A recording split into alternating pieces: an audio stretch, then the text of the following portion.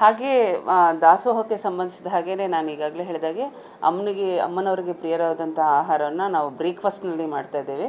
ಅದರಲ್ಲಿ ಪ್ರತಿಯೊಂದು ದಿನಕ್ಕೂ ಒಂದು ವಿಶೇಷತೆ ಇರೋದು ಬಗ್ಗೆ ದೀಕ್ಷಿತರಿಂದ ತಿಳ್ಕೊಂಡು ಸೋಮವಾರ ಖಾರ ಪೊಂಗಲ್ಲು, ಮಂಗಳವಾರ ಪುಳಿಯೋಗರೆ, ಬುಧವಾರ ಉದ್ದಿನ ಅನ್ನ, ಗುರುವಾರ ಬೆಲ್ಲದ ಅನ್ನ ಮತ್ತು ಬುಗುರಿ, ಶುಕ್ರವಾರ ಕಾಳು ಸಾಸಿವೆ ಅನ್ನ ಮತ್ತು ಬುಗುರಿ, ಶನಿವಾರ ಎಳ್ಳು ಹುಳಿ ಅನ್ನ ಮತ್ತು ಭಾನುವಾರ ಶಾಖ ಅನ್ನ, ಅದರಲ್ಲಿ ವಾಂಗಿಬಾತು ಅಥವಾ ಬಿಸಿಬೇಳೆಬಾತು. ಈ ಒಂದು ಬ್ರೇಕ್ಫಾಸ್ಟನ್ನು ಮೆನುವನ್ನು ನಾವು ಕೊಡ್ತಾಯಿದ್ದೀವಿ. ಇದು ಈಗ ನವರಾತ್ರಿಯಿಂದ ಶುರು ಆಗ್ತಾಯಿದೆ.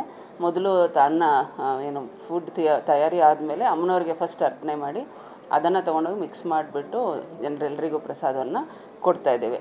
ಹಾಗೇ ಮಧ್ಯಾಹ್ನದ ಊಟ ಮತ್ತು ಸಂಜೆ ಊಟವನ್ನು ಕೂಡ ಒಂದು ಉತ್ಕೃಷ್ಟ ಮಟ್ಟದಲ್ಲಿ ಮಾಡಬೇಕು ಅನ್ನೋವಂಥದ್ದು ಎಲ್ಲರ ಆಶೆ ಆಗಿತ್ತು. ಅದರಂತೆ ನಾವು ಈಗ ಮೆನುಗಳನ್ನು ಮತ್ತು ಅಲ್ಲಿ ಬೇಕಾಗಿರುವಂಥ ತಯಾರಿಗಳನ್ನು ಮಾಡ್ಕೊಳ್ತಾ ಇದ್ದೀವಿ.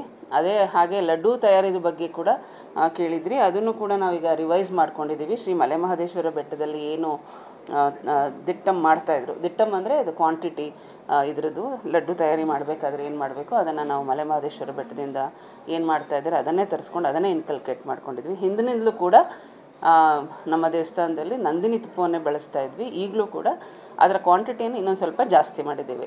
ದಿಟ್ಟಮ್ಮಲ್ಲಿ ನಂದಿನಿ ತುಪ್ಪದ ಕ್ವಾಂಟಿಟಿಯನ್ನು ಜಾಸ್ತಿ ಮಾಡಿದ್ದೇವೆ. KOF ಇಂದಲೇ ನಾವು ಎಣ್ಣೆಯನ್ನು ಪರ್ಚೇಸ್ ಮಾಡ್ತೀವಿ. ಹಾಗಾಗಿ ಲಡ್ಡು ವಿಚಾರದಲ್ಲಿ ಈಗಿನ ಇನ್ನೂ ಕೂಡ ಒಳ್ಳೆಯ ಮಟ್ಟದಲ್ಲಿ ನಾವು ಲಡ್ಡುಗಳನ್ನು ತಯಾರು ಮಾಡಲಿಕ್ಕೆ ವ್ಯವಸ್ಥೆಯನ್ನು ಮಾಡಿಕೊಂಡಿದ್ದೇವೆ.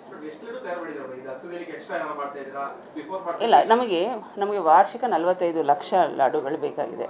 ಸೊ ಈ ಹಿಂದೆ ಸ್ವಲ್ಪ ಒಂದೆರಡು ದಿನ ಸ್ವಲ್ಪ ಲಾಡು ಕೊರತೆ ಕಂಡು ಬಂದಿತ್ತು.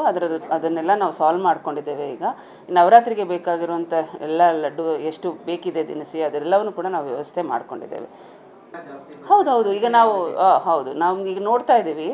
ಈಗ ನಾವು ಫ್ಲೋ ನೋಡಿಕೊಂಡು ನಾವು ಅಸೆಸ್ ಮಾಡ್ತಾ ಇದ್ದೀವಿ. ಸೊ ಸಾಮಾನ್ಯವಾಗಿ 2,000ರಿಂದ 3,000 ಜನ ಪ್ರತಿದಿನ ದಾಸೋಹಕ್ಕೆ ಬರ್ತಾರೆ. ಬಟ್ ಈಗ ನಾವು ಅದನ್ನು ಹೆಚ್ಚಿಗೆ ಮಾಡ್ಕೊಳ್ತೀವಿ. ಈ 9 ದಿನಗಳು ಕೂಡ ಅದನ್ನು ಫ್ಲೋ ತಕ್ಕನಾಗಿ ನಾವು ತಯಾರಿ ನಡ್ಕೊಳ್ತೀವಿ. ಇಲ್ಲ, ಮಾಮೂಲಿ ನಾವು ಕೂತು ತಿನ್ನುವಂಥದ್ದೇ, ಸೀಟಿಂಗ್ಗೆ.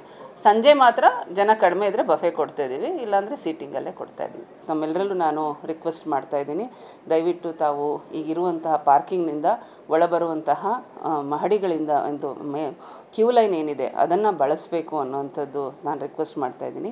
ಅದರಿಂದ ಬರುವಂಥ ಎಲ್ಲ ಭಕ್ತಾದಿಗಳಿಗೂ ಕೂಡ ಒಂದು ಸ್ಟ್ರಾಟಜಿಕಲಿ ಒಂದು ಕರೆಕ್ಟಾಗಿ ನಾನು ಒಳಗಡೆ ದರ್ಶನ ಮಾಡಿಸ್ಲಿಕ್ಕೆ ಸಾಧ್ಯ ಆಗುತ್ತೆ. ದಯಮಾಡಿ ತಾವೆಲ್ಲರೂ ಕೂಡ ಸಹಕರಿಸಬೇಕು ಅಂತ ಕೋರ್ತಾ ಇದ್ದೇನೆ.